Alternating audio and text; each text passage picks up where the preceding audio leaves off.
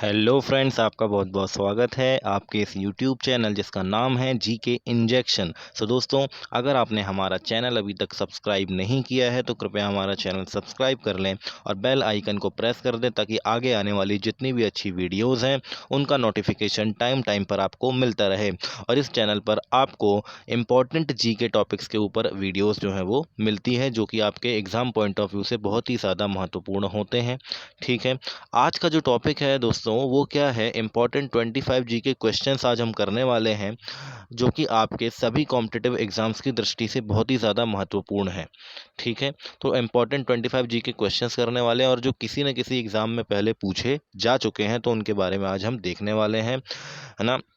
बहुत ही important questions हैं, तो ज़्यादा टाइम वेस्ट ना करते हुए हम अपने क्वेश्चंस जो हैं उनको शुरू करते हैं। तो दोस्तों, फर्स्ट क्वेश्चन जो है वो आपकी स्क्रीन पर आ चुका है। चलिए देखते हैं फर्स्ट क्वेश्चन जो है वो क्या बोल रहा है। Entomology is a science that studied, entomology विज्ञान की एक शाखा है जिसमें हम किस चीज़ की स्टडी करते हैं, ये सवाल ये बोल रहा है।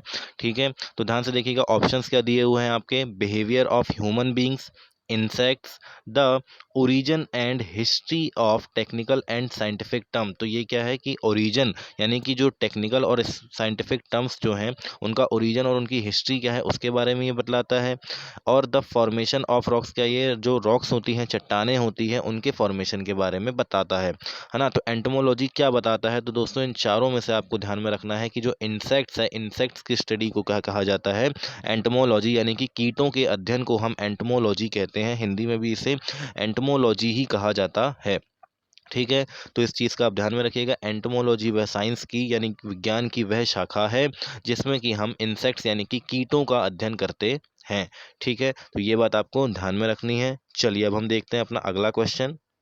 फिर दोस्तों, सेकंड क्वेश्चन आपके सामने आ चुका है। FFC स्टैंड्स फॉर, यानी कि FFC का जो फुल नेम है वो क्या है ना। FFC का पूरा नाम क्या है ये आपको बताना है।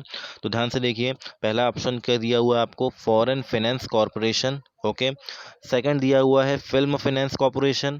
थर्ड है फेडरेशन ऑफ फुटबॉल काउंसिल, या नन ऑफ दी अबव, यानी कि इनमें से कोई नहीं। तो आपको ध्यान में रखना है कि इसमें से जो आपका आंसर है वो क्या है। इसमें से जो आपका आंसर रहेगा वो रहेगा फिल्म फाइनेंस कॉरपोरेशन। ओके, ध्यान रखिएगा, फिल्म फाइनेंस कॉरपोरेशन, यानी कि इसको FFC बोला जाता है और इसी का आपको पूरा नाम पूछा जा रहा था कि FFC का पूरा नाम क्या है। तो फिल्म फाइनेंस कॉरपोरेशन जो है वो FFC का पूरा नाम है। ये बात आपको ध्यान में रखनी है। ठीक है, चलिए फिर हम देखते हैं अपना थर्ड क्वेश्चन। चलिए थर्ड क्वेश्चन क्या बोल रहा है फिर आपको। First Afghan war took place in, यानी कि जो फर्स्ट अफगान वॉर है, पहला अफगान अफगान युद्ध जो है वो कब हुआ था, कौन से सन में हुआ था, ये आपको बताना है। तो ध्यान से देखिए, फर्स्ट अफगान वॉर जो हुई थी, है ना, जैसा आपको यहाँ दिया हुआ ऑप्शंस में क्या दिए हैं, 1839, 1843, 1833 और 1848। तो इन चारों में से जो सही आंसर है आपका वो है 1839। तो ध्यान से रखिएगा, 1839 यानी कि 1839 को फर्स्ट अफगान वॉर हुई थी। ठीक है, इंपॉर्टेंट क्वेश्चन है, ध्यान में रखिएगा, कोई से भी एग्जाम में आपसे डायरेक्टली जो है ये पूछ लिया जाता है। ठीक है, 1839 में, ध्यान रखिए। फिर दोस्तों आपका आता है फोर्थ नंबर पे, gulf corporation council was originally formed by, यानी कि GCC के बारे में आपसे बात कर रहा है, गल्फ कॉरपोरेशन काउंसिल के बारे में। यानी कि जो पर्शियन गल्फ है उसके आसपास जितने भी कंट्रीज़ हैं उनके साथ मिलकर ये जो कॉरपोरेशन है ये बना था। ठीक है, उसके बारे में आपसे ये बात की जा रही है। तो ध्यान से देखिएगा, ऑप्शंस क्या दिए हुए हैं, मतलब किसके द्वारा फाउंड किया गया था, ये आपसे पूछ रहा है कि गल्फ कॉरपोरेशन काउंसिल जो है वो किसके द्वारा फाउंड की गई थी, किसके द्वारा बनाई गई थी। तो फर्स्ट ऑप्शन जो है वो आपका क्या लिखा हुआ, Bahrain, Kuwait, Oman, Qatar, Saudi Arabia and United Arab Emirates. Okay, तो यही आसपास के कंट्रीज़ हैं। फिर सेकंड वर्ल्ड नेशंस, फिर थर्ड वर्ल्ड नेशंस, फिर फोर्थ वर्ल्ड नेशंस। ओके, तो ये इस तरीके से आपको ऑप्शंस दिए हुए हैं, तो ध्यान रखिएगा, चारों ऑप्शंस में से जो आपका फर्स्ट ऑप्शन है that is a right answer, जो क्या है, Bahrain, Kuwait, Oman, Qatar, Saudi Arabia and United Arab Emirates जो है इनने मिलकर गल्फ कॉरपोरेशन काउंसिल का फॉर्मेशन किया था। ठीक है, ये बात आपको ध्यान में रखनी है, ये सभी गल्फ कंट्रीज है, ध्यान रखिएगा। ठीक है, ये गल्फ कंट्रीज का मतलब क्या है दोस्तों, कि जो पर्शियन गल्फ के आसपास बसी हुई है। ठीक है, जिसकी सीमा जो है वो उनसे लगती है या उनके आसपास वो जो कंट्रीज है वो स्थित है। ठीक है, ध्यान में रखिएगा इनको। ये था अपना फोर्थ क्वेश्चन। चलिए अब देखते हैं हम फिफ्थ क्वेश्चन। चलिए फिफ्थ क्वेश्चन क्या बोल रहा है, first China war was fought between, यानी कि जो फर्स्ट चाइना वॉर है वो किसके किसके बीच में लड़ा गया था, ये आपको बताना है। ओके, तो ऑप्शंस में आपको क्या दिया हुआ है, China and Britain, China and France, China and Egypt, China and, okay China तो रहेगा ही क्योंकि फर्स्ट चाइना वॉर की बात की जा रही है। तो इनमें से किस कंट्रीज के साथ चाइना का युद्ध हुआ था, यानी कि फर्स्ट चाइना वॉर जो है वो इनमें से किसके साथ हुआ था, तो आपको ध्यान में रखना है option A is the right answer, यानी कि चाइना और ब्रिटेन के बीच जो है पहला चाइनीज़ युद्ध हुआ था, यानी कि फर्स्ट चाइना वॉर जो है वो चाइना और ब्रिटेन के बीच में हुई थी। ठीक है, ये बात आपको ध्यान में रखनी है। चलिए फिर देखते हैं हम अपना नेक्स्ट क्वेश्चन। 6 नंबर का क्वेश्चन क्या बोल रहा है फिर, each year World Red Cross and Red Crescent Day is celebrated on, यानी कि वर्ल्ड रेड क्रॉस डे के बारे में आपसे बात की जा रही है यहाँ पर। तो ध्यान से रखिएगा, वर्ल्ड रेड क्रॉस सोसाइटी जिस दिन स्थापित हुई थी, है ना, वर्ल्ड रेड क्रॉस सोसाइटी जिस दिन स्थापित हुई थी उस दिन ये डे जो है वो मनाया जाता है, यानी कि वर्ल्ड रेड क्रॉस डे जो है दोस्तों वो 8 मई को मनाया जाता है। ये बात आपको ध्यान में रखनी है। ठीक है, 8 मई को वर्ल्ड रेड क्रॉस डे मनाया जाता है, बहुत ही इंपॉर्टेंट है, कई बार आपके एग्जाम्स में पूछा भी गया है और आगे भी पूछे जाने की बहुत संभावना है क्योंकि स्टैटिक जीके का क्वेश्चन है, तो बहुत ही ज़्यादा इंपॉर्टेंट है, ध्यान रखिएगा। ठीक है, और मैंने इंपॉर्टेंट डेज एंड डेट्स के ऊपर भी वीडियोस बनाई हुई है, तो अगर आपने वो नहीं देखी है तो कृपया वो जाके देख लें, उससे आपको डेज और डेट्स, जो इंपॉर्टेंट डेट्स हैं उनको याद करने में मदद मिल जाएगी। ठीक है, ये थी हमारा 6 क्वेश्चन। चलिए फिर देखते हैं हम 7th। चलिए 7th नंबर क्या बोल रहा है, गुवाहाटी हाई कोर्ट इस जुडिकेचर ऑफ, यानी कि दोस्तों क्या बात की जा रही है, जुडिकेचर का मतलब इसका अधिकार क्षेत्र, यानी कि गुवाहाटी हाई कोर्ट जो है वो कहाँ कहाँ का और हाई कोर्ट जो है वो माना जाता है, किस और स्टेट का हाई कोर्ट माना जाता है, यानी कि जो इनमें से दिया गए हैं इसमें से किसका हाई कोर्ट है वो, है ना, ये बात की जा रही है आपके कि ये जो स्टेट्स दिए हुए हैं इनमें से किसका हाई कोर्ट है। ओके, यानी कि उसके अधिकार क्षेत्र में इन तीनों में से कौन आता है, ये आपसे पूछा जा रहा है।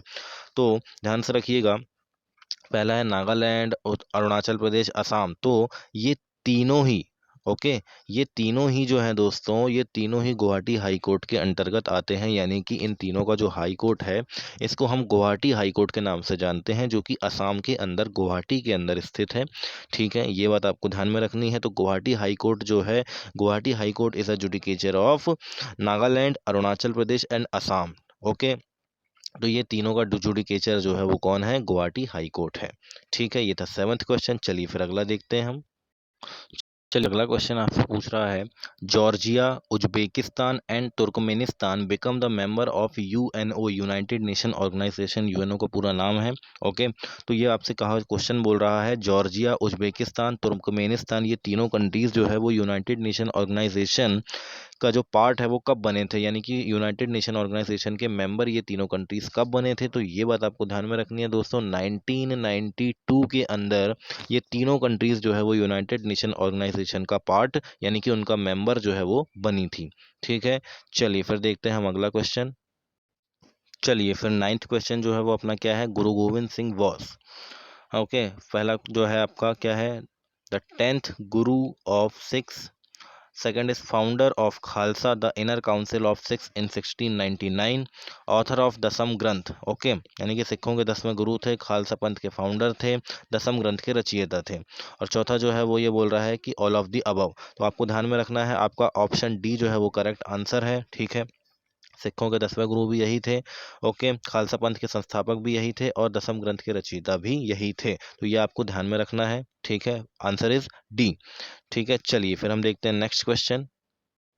चलिए फिर 10th नंबर पे क्या क्वेश्चन है, eugenics is a study of, okay, science से रिलेटेड क्वेश्चन है, eugenics is a study of, first option is altering human beings by changing their genetic component, B option है आपका peoples of European origin, third is different races of mankind and fourth is genetic of plants. Okay, तो आपको ध्यान में रखना है, आपका जो आंसर है वो ऑप्शन ए है, यानी कि altering human beings by changing their genetic component, यानी कि जो मानव हैं उनके जेनेटिक कंपोनेंट्स को बदलकर उनके बिहेवियर में चेंज लेके आना, यानी कि उनके जो, आप कह सकते हैं कि उनकी बॉडी का जो बिहेवियर है उसमें एक तरीके से चेंज लेके आना। ठीक है, तो altering human being bye changing their genetic component is called the Eugenix. Okay, इसी की स्टडी को हम यूजेनिक्स बोलते हैं, ये आपको ध्यान में रखना है। चलिए फिर नेक्स्ट क्वेश्चन देखते हैं हम। चलिए फिर नेक्स्ट क्वेश्चन 11th नंबर पे जो वो क्या बोल रहा है, filaria is caused by. Okay, तो फिलेरिया किसके द्वारा किया जाता है, ये बात आपको ध्यान में रखनी है, यानी कि फिलेरिया रोग जो है वो किसके द्वारा होता है, तो बैक्टीरिया के द्वारा होता है, ऑप्शन में दिया आपको ए में, बी में आपको मॉस्क्वीटो दिया है, थर्ड में प्रोटोजोआ और डी में वायरस। तो आपको ध्यान में रखना है फिलेरिया जो है वो मॉस्क्वीटोज के कारण होता है, यानी कि मच्छर के कारण जो है वो फिलेरिया होता है। ठीक है, चलिए फिर देखते हैं नेक्स्ट क्वेश्चन। चलिए फिर 12th नंबर पे अपना है गोवा शिपयार्ड लिमिटेड यानी कि GSL। Okay, was established in, कब इस्टेब्लिश किया गया था गोवा शिपयार्ड लिमिटेड को, तो आपको ध्यान में रखना है 1957 में इसको इस्टेब्लिश किया गया था। बहुत ही इंपॉर्टेंट क्वेश्चन है, बार बार पूछा जाता है गोवा शिपयार्ड लिमिटेड से। ओके, चलिए फिर देखते हैं हम अपना नेक्स्ट क्वेश्चन।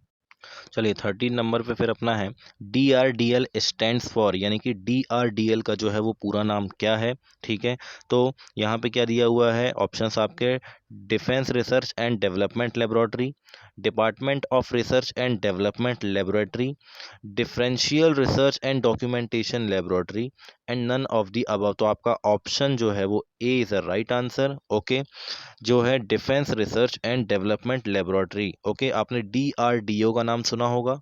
ओके, तो DRDO जब आपको बताना होता है तो आपका डिफेंस रिसर्च एंड डेवलपमेंट तो जैसा का वैसा रहता है, लेकिन उसमें लेबोरेटरी की जगह आप क्या कर देते हैं दोस्तों, आप ऑर्गेनाइजेशन कर देते हैं, तो वो DRDO बन जाता है। ठीक है, ये बात आपको ध्यान में रखनी है। तो DRDL जो है उसका फुल फॉर्म क्या है, defence research and development laboratory. Option A is the right answer. Okay, चलिए फिर देखते हैं हम अगला क्वेश्चन। नेक्स्ट क्वेश्चन है आपका 14 पे, who was the first Indian chief of army staff of the Indian army, यानी इंडियन आर्मी के पहले चीफ कौन थे, आपसे यही पूछा जा रहा है ना, आर्मी स्टाफ के पहले चीफ कौन थे, तो ये आपको ध्यान में रखना है, general KM Cariappa.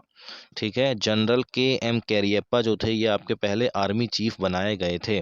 Okay, first army chief आपके ये बनाए गए थे, ये बात आपको ध्यान में रखनी है, कौन है, जनरल KM कैरियप्पा। ठीक है, चलिए फिर देखते हैं हम अगला क्वेश्चन। चलिए फिर 15th नंबर पे जो है वो आपका क्या है, FRS स्टैंड्स फॉर, यानी कि FRS का फुल फॉर्म आपसे पूछा जा रहा है, तो इसका आंसर जो होगा वो होगा fellow of royal society. Okay, ध्यान रखिएगा, फेलो ऑफ रॉयल सोसाइटी जो है ये FRS का फुल फॉर्म है। ठीक है, बहुत बार आपसे पूछ लिया जाता है, तो फेलो ऑफ रॉयल सोसाइटी ये अब आपको ध्यान में रखना है। चलिए देखते हैं फिर नेक्स्ट क्वेश्चन। 16 नंबर पे क्वेश्चन क्या बोल रहा है, coral reefs in India can be found in, यानी कि इंडिया में कोरल रीफ्स जो है, यानी कि प्रवाल भित्ति हम इसको हिंदी में बोलते हैं। ओके, प्रवाल भित्ति। ओके दोस्तों, समुद्र के किनारे पाई जाती, समुद्र में पाई जाती है, ये बात आपको ध्यान में रखना है। ठीक है, प्रवाल भित्ति तो ये कहाँ पे पाई जाती है, अगर हम इंडिया की बात करें तो रामेश्वरम। ओके, तमिलनाडु में है रामेश्वरम, उसके पास ये पाई जाती है, ये बात आपको ध्यान में रखना है, कहाँ पर, रामेश्वरम में। ठीक है, क्या, कोरल रीफ्स यानी कि प्रवाल भित्तियाँ। ठीक है, तो ये बात आपको ध्यान में रखनी है, बहुत बार इंपॉर्टेंट क्वेश्चन है, बार बार बहुत बार पूछ लिया जाता है आपसे। ठीक है, चलिए नेक्स्ट देखते हैं फिर। चलिए नेक्स्ट क्वेश्चन आपका बोल रहा है, Durand cup is associated with the game, यानी कि डूरंड कप जो है वो कौन से खेल से संबंधित है। ओके, तो ये बात आपको ध्यान में रखना है कि ये फुटबॉल से संबंधित है। ठीक है, डूरंड कप जो है दोस्तों ये फुटबॉल से संबंधित है, ये बात आपको ध्यान में रखना है। ठीक है, बहुत ही इंपॉर्टेंट क्वेश्चंस है, ये बात आपको ध्यान में रखना है। चलिए फिर हम देखते हैं नेक्स्ट क्वेश्चन। चलिए नेक्स्ट क्वेश्चन फिर आपका बोल रहा है, headquarter of UNOR situated at, यानी कि यूनाइटेड नेशंस ऑर्गेनाइजेशन का जो हेडक्वार्टर है वो कहाँ पर है, तो आपको ध्यान में रखना है न्यूयॉर्क USA के अंदर यूनाइटेड नेशन ऑर्गेनाइजेशन का जो हेडक्वार्टर है वो स्थित है। कहाँ पर है, न्यूयॉर्क USA के अंदर। ठीक है, चलिए फिर अगला देखते हैं हम। चलिए फिर नेक्स्ट क्वेश्चन क्या बोल रहा है आपका, first international peace congress. Okay, first international peace congress was held in London in, okay, तो कब हुई थी ये बात आपको बताना, लंदन में तो हुई थी। Okay, first international peace congress जो है वो लंदन में तो हुई थी, लेकिन कब हुई थी ये आपको बताना है। ठीक है, तो इसका आंसर क्या है दोस्तों, ध्यान रखिएगा, 1843 AD है ना, 1843 AD जो है यहाँ पे आपका सही आंसर। तो 1843 AD में फर्स्ट इंटरनेशनल पीस कांग्रेस जो है वो आयोजित की गई थी। ठीक है, चलिए बढ़ते हैं फिर अपने नेक्स्ट क्वेश्चन की तरफ। चलिए नेक्स्ट क्वेश्चन फिर आपका बोल रहा है doctor Zakir Hussain was, doctor Zakir Hussain कौन थे? तो आपको ध्यान में रखना है the first Muslim president of India, यानी कि भारत के पहले मुस्लिम प्रेसिडेंट जो हैं वो जाकिर हुसैन थे। डॉक्टर जाकिर हुसैन जो है वो पहले मुस्लिम प्रेसिडेंट ऑफ इंडिया थे। ठीक है, ये बात आपको ध्यान में रखनी है। चलिए फिर देखते हैं अगला।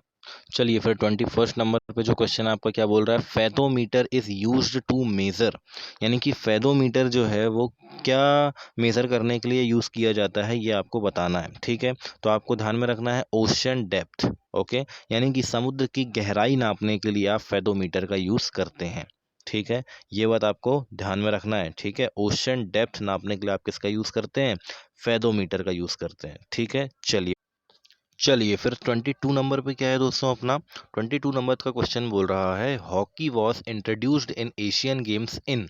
ओके, तो एशियन गेम्स के अंदर हॉकी को कब इंट्रोड्यूस किया गया था, ये क्वेश्चन आपसे पूछ रहा है। तो ध्यान रखिएगा 1918। ओके, तो 1958 के अंदर इसको एशियन गेम्स के अंदर शामिल किया गया था। कब? टोक्यो के अंदर जब एशियन गेम्स हुए थे तब। ठीक है, तो ये बात आपको ध्यान में रखनी है, कब एशियन गेम्स में हॉकी को इंट्रोड्यूस किया गया था, तो 1958 के अंदर टोक्यो में। ठीक है, चलिए चलिए 23 नंबर पे फिर क्या बोल रहा है दोस्तों, फाइयान वॉस। ओके, तो फाइयान कौन था? तो ये आपको ध्यान में रखना, ये एक बुद्धिस्ट पिलग्रिम था चाइना का। ठीक है, जो कि इंडिया विजिट किया था इसने। ठीक है, किसके दौरान किया था दोस्तों, किसके शासनकाल में किया था? तो चंद्रगुप्त विक्रमादित्य के शासनकाल में जो ये बुद्धिस्ट पिलग्रिम है फाइयान, ये चाइना से इंडिया आया था। ठीक है, ये बात आपको ध्यान में रखनी, यानी कि यहाँ पे जो आपका आंसर होगा, ये आंसर हो जाएगा ऑप्शन ए। ठीक है, ये आपको ध्यान में रखना है। चलिए फिर देखते हैं नेक्स्ट क्वेश्चन।